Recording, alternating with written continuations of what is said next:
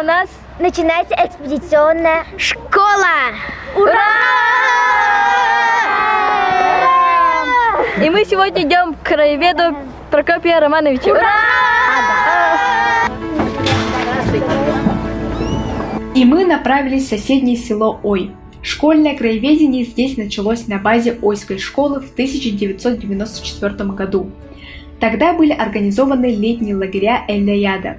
Краевед и руководитель нашей экспедиции Прокопий Романович Наговицын представил богатый материал, который был собран за многие годы.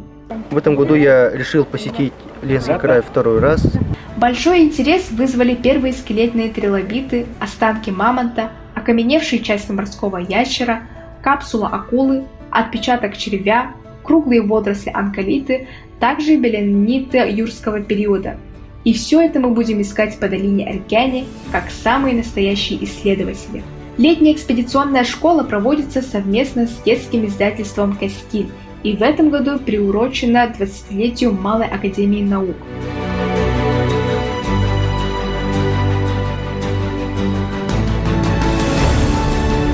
Нас вывезли в Ойский лес юрского периода. Первым делом мы обмундировались. Я готов к поискам. Разделились на 3 команды – геологов, палеонтологов, шахтеров и получили наше задание от Прокопия Романовича.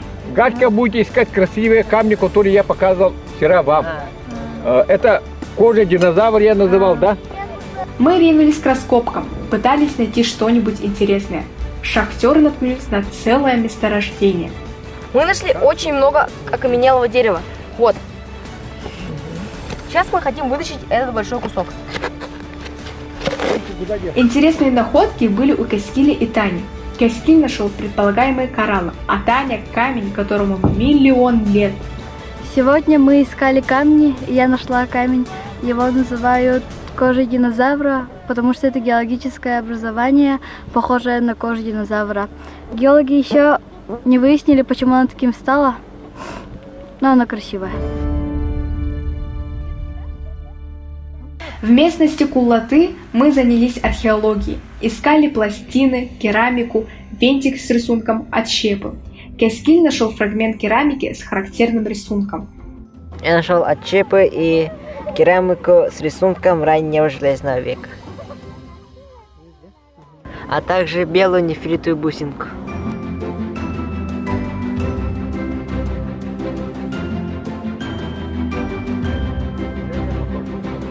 Пришло время охоты на динозавров.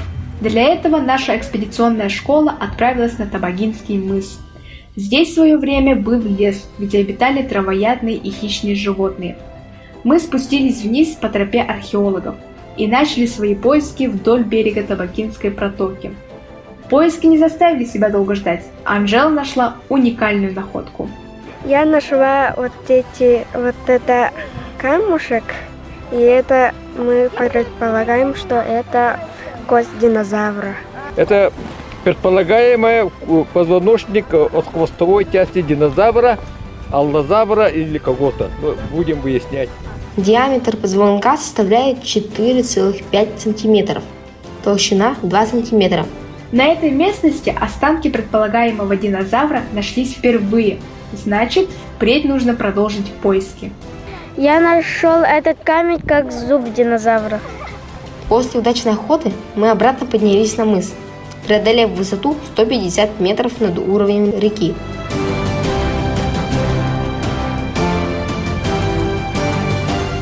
Знакомство с палеонтологией началось с местности Носорожье. Это была самая дальняя поездка нашей экспедиции.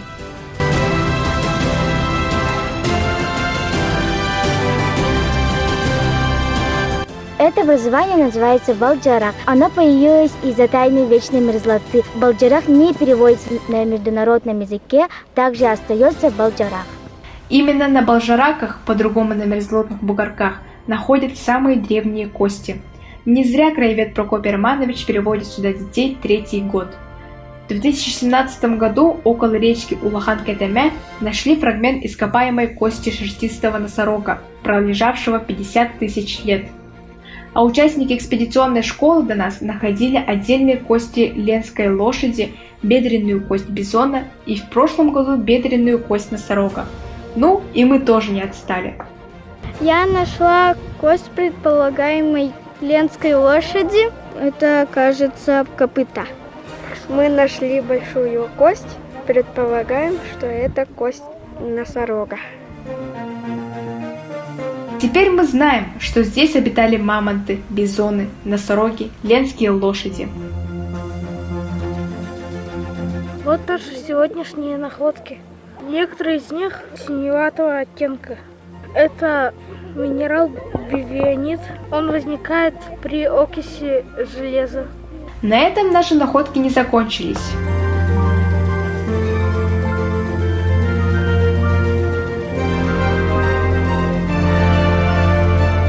В пятый день экспедиции Прокопий Романович нас привел на священное место под названием Атбыран. Рядом на низкой горе Тюэкай-Быран находится родовое кладбище тыганидов, а на западной стороне захоронены их ботуры. Поэтому на этом месте не нарушают покой, соблюдают тишину, придерживаются традиций, кормят землю белой пищей. Вот вас и встречает беркуты, там 2 беркута. Это очень даже священное место свое показывает, вас хорошо встречает. Сегодняшнее наше задание – находить геологические образования, железную руду, перья хищных птиц, белемниты.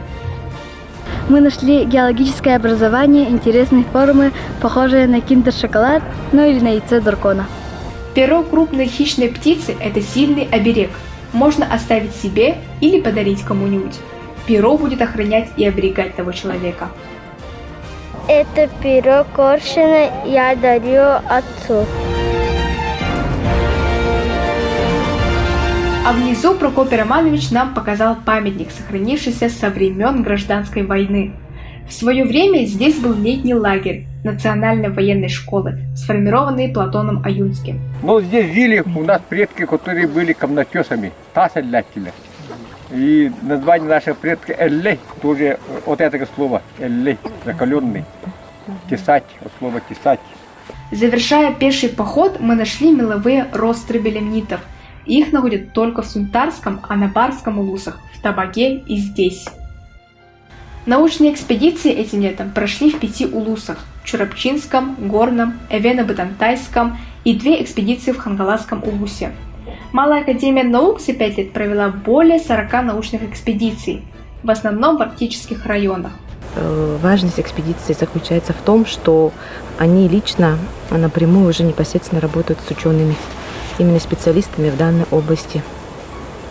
При помощи руководителей изучают методику научного исследования, как правильно собирать материал, как их обрабатывать и как правильно из обработанных материалов оформить доклады и принимать участие в научных конференциях. И мне кажется, что именно при помощи таких экспедиционных выездов количество детей из нашей республики, именно победителей, призеров всероссийских, республиканских конференций, с каждым годом повышается. Наша экспедиция по долине Иркени на этом завершается.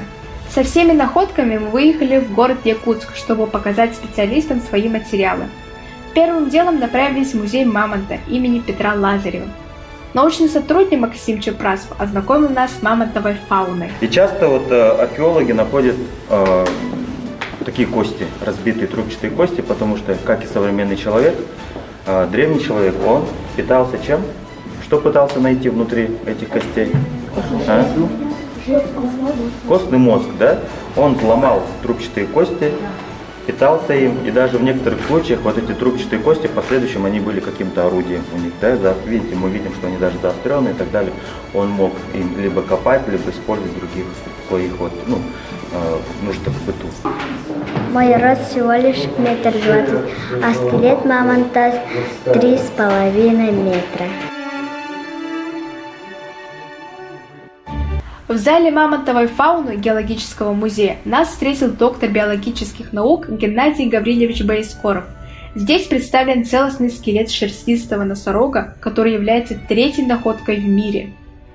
Это уникальная находка скелета шерстистого носорога, который найден в 1972 году в Чурапче. Все наши находки мы показали Геннадию Гавриловичу и стали вместе изучать, сравнивать с оригиналами. Мы сравнивали кости, которые мы нашли, и эта кость больше сходит на передние ребра. Вот это больше к заднему ребру. Это к бедру. А из чего сделана бусинка, пока остается загадкой. Археологи, рассмотрев под микроскопом, разошлись во мнении.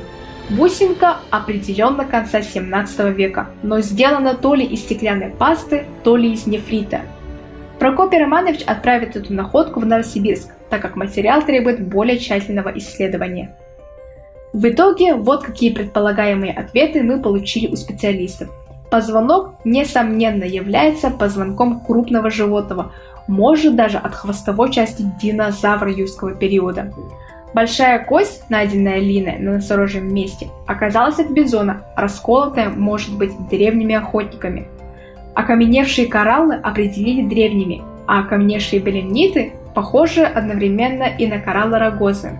И еще одна редкая находка – кость с красным оттенком оказалась костью фаланги от задней ноги шерстистого носорога. Эта экспедиция нам запомнится встречами с интересными людьми-учеными.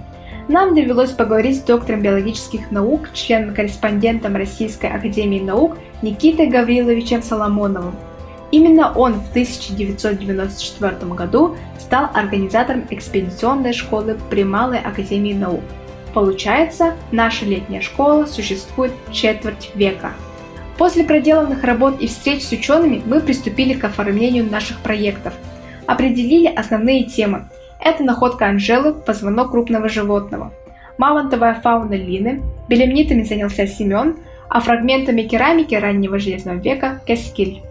Главное, наши поиски не прошли даром и получили отклики специалистов не только Якутии, но и других регионов. Отрадно, что научные экспедиции проводятся во многих улусах республики. Без находок нет науки. Мы обязательно продолжим наши поиски, ведь мы стали частью увлекательного мира археологии и палеонтологии благодаря большому энтузиасту Прокопию Романовичу. Впереди нас ждет много открытий.